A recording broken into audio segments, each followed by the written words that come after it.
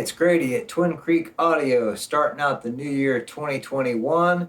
Today I'm going to show you something that I think is really cool. How to take something that sounds terrible or something that's just really cheesy sounding and make it sound cool. And also going to talk about the reasons why you might want to do something like that. Why would you want to put something awful sounding like this toy piano in your mix? Why would you want to do that? We're going to talk a little bit about that, and I'm going to show you some examples of using some sort of terrible or cheesy sounds in a track and how cool it actually can be. So why would I want something awful sounding or cheesy in my mix? Why would I want that? Well, I'm going to tell you. It's unique. It can be something that nobody else has. Everybody's got the same sample libraries, or at least you can go buy a lot of the same sample libraries. You're all using the same drum samples, same synth sounds, and that kind of thing. Using just random stuff, an old toy keyboard, or the toy piano, or anything like that. Banging on boxes. If you record that through a cool preamp, maybe some outboard gear, whatever you got, or you just add some really cool sounding plugins to it in the box, you can take a sound that may be kind of awful or sketchy or cheesy, and you can make it sound fantastic in your mix. And at the very least, people will be like, that's a really weird, cheesy keyboard sound, but it sounds like he did that on purpose. I've got quite a few examples. I've done some in some other videos, which I'll throw some clips in of those. But I'm going to start out with a couple things here live. Heath Rogers, when he was here to finish the recent Homespun Centaur single, I had him bring his Casiotone 101 with him, and we hooked that up to my BART HRK color line processor, stereo color line processor, the C2584 over here.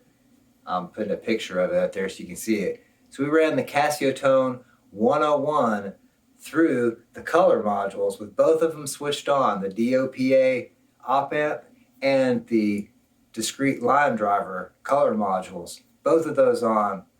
Casiotone 101.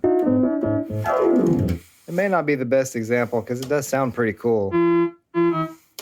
Very analog sounding little keyboard.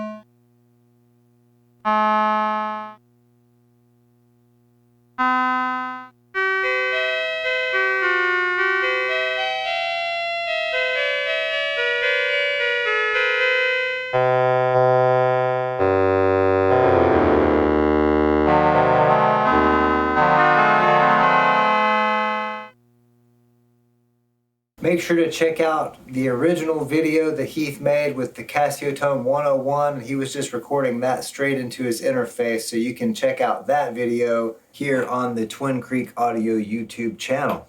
So I've got this little shown hut. I don't know how to say that, but they've made toy pianos like this for a long time, and I've got this little guy here. I'm going to find a really cool microphone and hook this up to a CAPI VP26 mic preamp and record this. Kind of wish I had Heath here to play this. I'm not a very good keyboard player, but maybe you'll get the idea, the little toy keyboard, what this sounds like if I record it with a classy mic and a classy mic preamp. So I was thinking to myself, what would be a good microphone to use on the toy piano to kind of make it not sound as harsh? You probably don't want to use a condenser mic on that. And so I decided to use the Sennheiser 421. It's also one of my favorite microphones, so if you missed that video, check out my video about the Sennheiser 421. We're going to throw this on the toy piano. Mic the toy piano with the 421. We'll see how well this mic placement works here in a second. I'm going to connect this to the CAPI VP26 and record it. But here's how it sounds on the camera mic.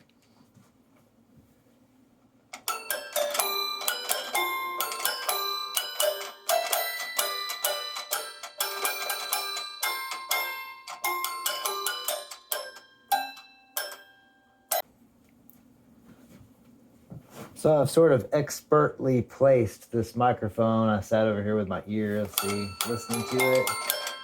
And a lot of the sound on this toy piano kind of comes from the front, but a little bit from up there. So I've got the 421 aimed at the top of it, where you can get a little bit of the clack of the keyboard and then some of the tone from the shell of the toy piano. So I plugged the 421, connected the 421 to the CAPI VP26 mic preamp here. That's this one on the left. This has a red dot op amp for those of you that are interested. And as you can see, I've cranked up the preamp gain pretty well. And this is actually pretty high too. I'm gonna try to get some color out of this preamp for the toy piano.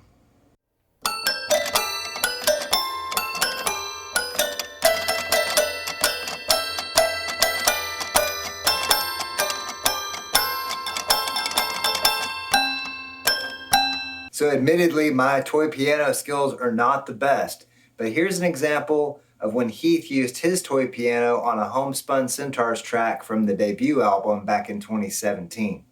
Only cold on my soul.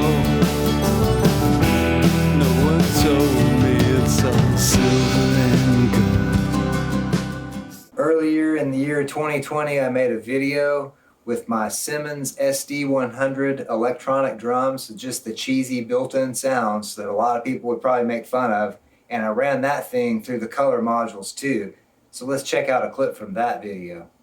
Processes line level signals, like what we're getting out of the SD100, and you can install various color module cards. Can you see those in there? This unit, I've got 2 of the HRK DOPA opamp cards and 2 of their transformer line driver cards. So we've got some transformers in this box to run the Simmons SD100 built-in sounds through.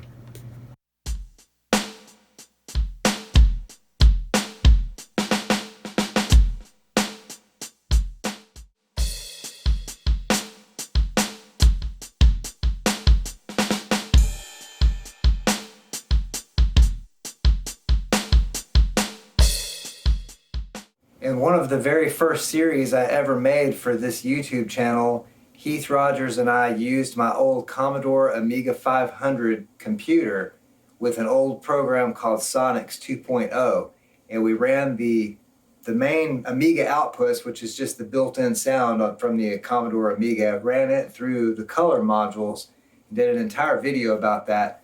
I'll put a link to that, but here's a clip from us using the Commodore Amiga with the Sonics 2.0 synth software from like 1985, running it through the color modules, so then it becomes bigger and larger than life and sounds more like a real vintage analog synth.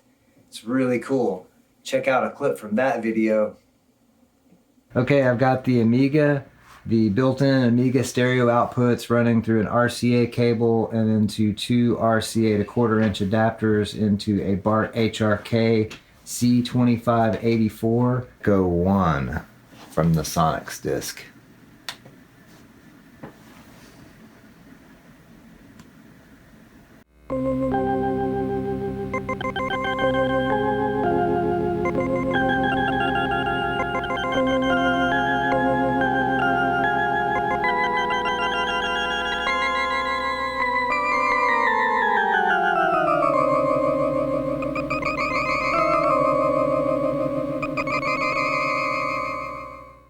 Okay, this is another program, instrument that came with Sonics. It's, what is it, Pitch Bender? Pitch bender. This one sounds really cool. We're gonna demo that for you.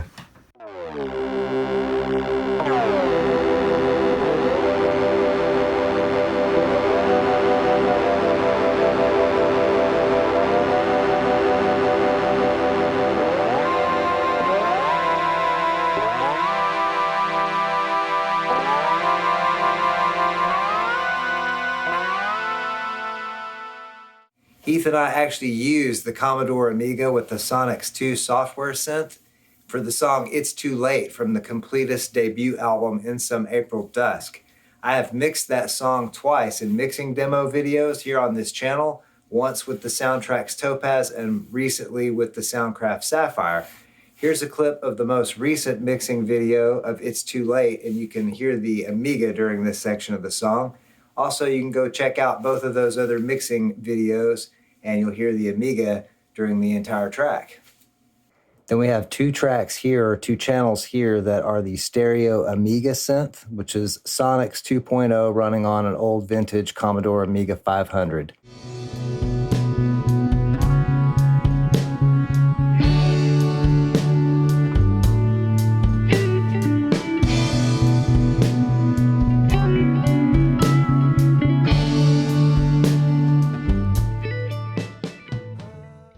So you could really use any kind of a toy instrument, one of the old toy keyboards from the 80s with the headphone output, or just mic the speaker on the thing.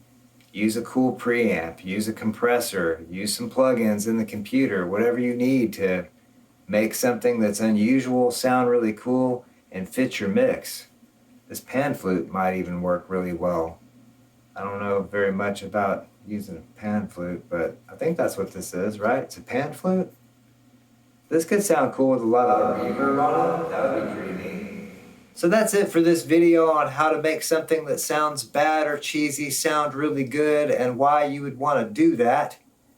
I hope that you enjoyed the video. And I hope you'll check out some of the other videos that I showed clips of in this one here on this channel. Don't forget to like this video and subscribe to the Twin Creek Audio YouTube channel. Also, check out all the links in the video description for music that I've produced or been a part of. All goes to help support this channel. And I also hope that you all have a wonderful day, night, evening, weekend, weekday, hour, minute, second, nanosecond, whatever it is you're having. Have a good one.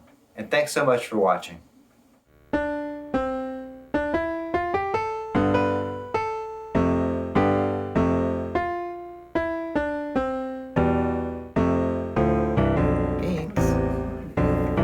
Shaking the whole cat tree.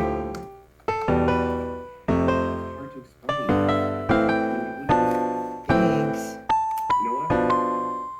Pinks, what you doing?